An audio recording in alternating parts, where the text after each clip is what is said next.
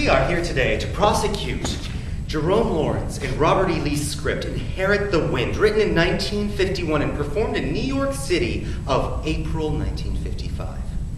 This script is masquerading as a factual account of the famous 1925 trial of the state of Tennessee versus John Scopes and glamorizing the character of those involved.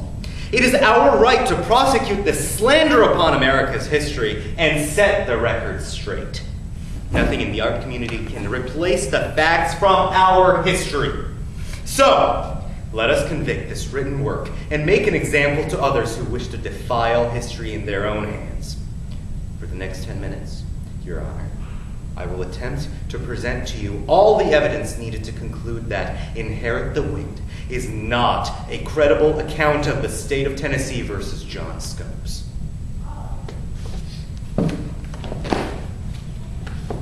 There is a saying in the art community, art imitates life, and nowhere is that more apparent than in the world of theater. Theater is not life, but rather a reflection of it, and Inherit the Wind is no exception. The script is being wrongfully accused of slanting historical facts, when in reality, it holds the mirror up to our society and asks of us, what do you think? The convictions that are being placed upon my client are unnecessary, for the script captures the core essence of what the Scopes Monkey trial was, and despite the dramatization of the story, key elements remain intact within its pages. I intend to show to you, Your Honor, beyond any reasonable doubt, that Inherit the Wind is credible representation of the state of Tennessee versus John Scopes. I would like to direct the court's attention to my first witness, the script of Inherit the Wind. Here is a copy of the disclosure presented by the playwrights at the beginning of the script. As you can see, Jerome Lawrence and Robert E. Lee claim that, quote, Inherit the Wind does not pretend to be journalism.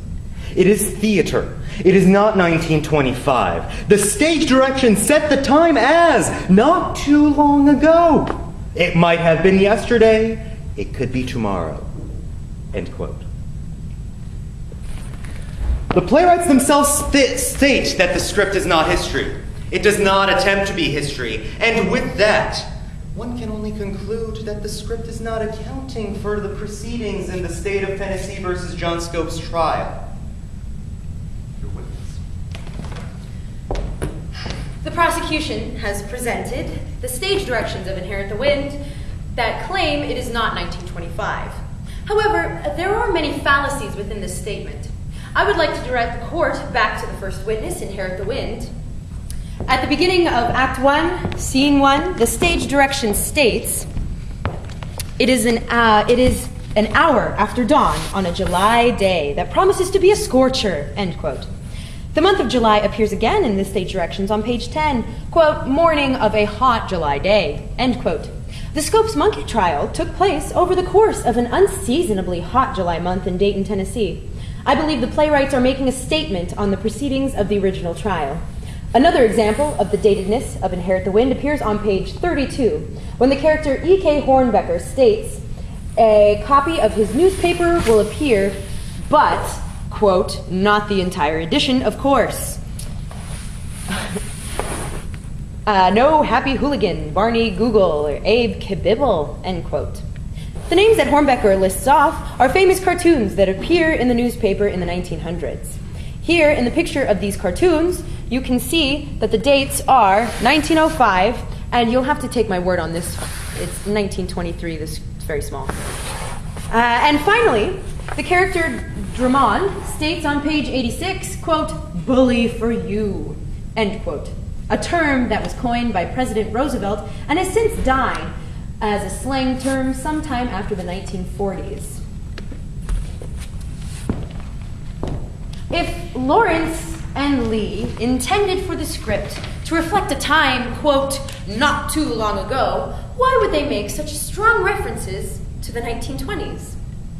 The prosecution also stated that Inherit the Wind is not history, and that it does not account for the proceedings of the trial, Tennessee versus Scopes. But within this statement lies additional fallacies. If I may direct the court's attention to further evidence of the script, accompanied by outside sources. These pieces of evidence further illustrate Inherit the Wind's credibility to the Scopes monkey trial. First, on page 113, the Radio Man refers to the trial as Hillsborough's monkey trial case, end quote.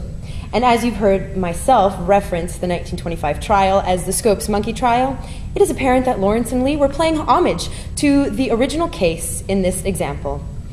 The second piece is taken from page 8 of Inherit the Wind, where there is reference to the science book, Hunter's Civic Biology, which is the same text used by John Scopes, which propelled the trial's proceeding in Dayton, as illustrated in this image.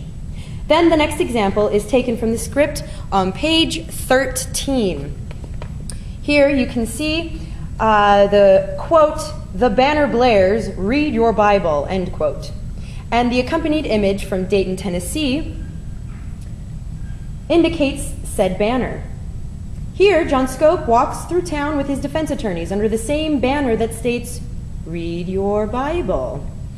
All three of these examples show Lawrence and Lee's attempt at drawing reference to the original Scopes trial of 1925. Nothing further. If I may direct, Your Honor, to the second witness taken from Inherit the Wind. Here is the cast list of the script. As you can see, there is no reference to John Scopes, William Jennings Bryan, Clarence Darrow, or any other person involved in the original Scopes trial of 1925. All of the names have been changed in the script, which further speculates its inherent truth to the original case. If Lawrence and Lee truly wish to pay homage to the original case, then why would they bother in the change of the names of those involved? The witness. It is true that the names have been changed in Inherit the Wind. However, the essential characteristics of the personalities behind the original Scopes case remain at the heart of the script.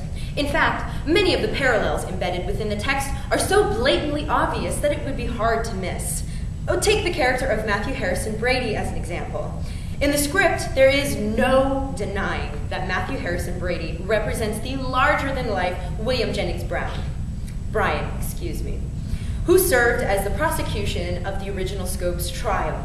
Any person who has read a newspaper from the 1900s could tell you that William Jennings Bryan was a prominent figure in politics. If I could direct the court your attention to the next piece of evidence, here is illustrated the parallels of Bryan's life with that of the character Matthew Harrison Brady. The first quote is taken from page 21, where the mayor of Hillsborough meets with Brady at the train station. The mayor says, quote, "The lady folks of this town wouldn't have had the vote if it weren't for you fatting to give them that suffrage." And, as we all know, William Jennings Bryan was a key figure of the progressive movement in the 1900s that helped reform women's rights. The next allusion to the character Brady as Bryan is taken from the script on page 9. Here it is quoted that the character Meeker, quote, "voted for him, Brady, the president, twice, in 1900 and again in 08, end quote. This is clearly in reference to Bryan, as shown in his biography by Doug Linder, where Linder says, quote, "Twice in 1900 and 1908, Democrats nominated Bryan as a candidate for the president," end quote. This is a clear example of the playwright's intention to represent Bryan in their adaptation of the trial.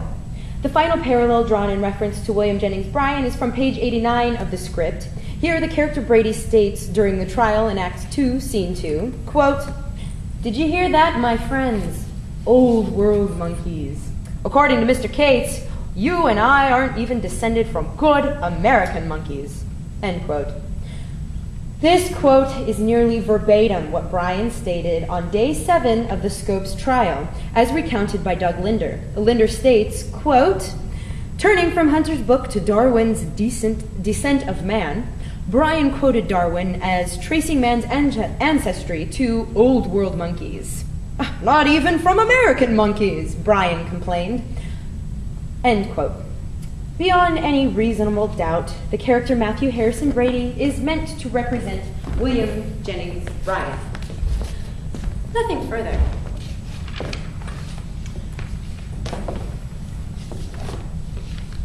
I came before the court today to prove to you that Inherit the Wind is not history.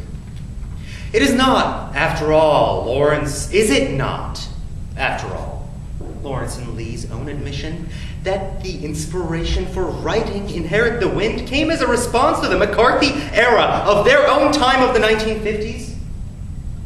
Their intention was to explore the effects of persecution on a society that believes in a certain dogma, as was prevalent during the McCarthy scare.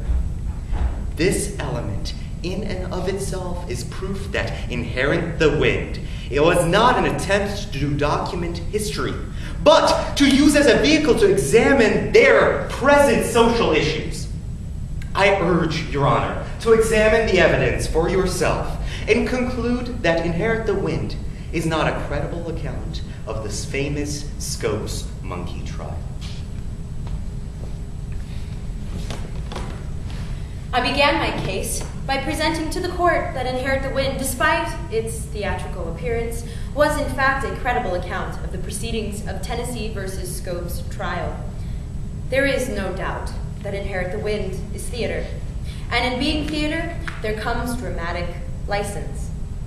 Lawrence and Lee have created a world that parallels that of Dayton, Tennessee in 1925.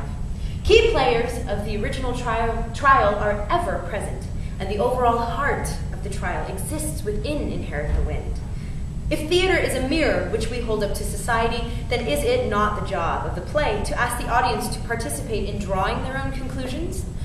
Lawrence and Lee take moments from the original transcripts of the Scopes monkey trial and place them into Inherit the Wind. As a direct result, Inherit the Wind invites the audience to go out and explore the original case and come to their own conclusions. Inherit the Wind provides the essence of the Scopes monkey trial that gives it merit to be a credible account of the original case. Thank you. Thank you. Thank you. Hang it.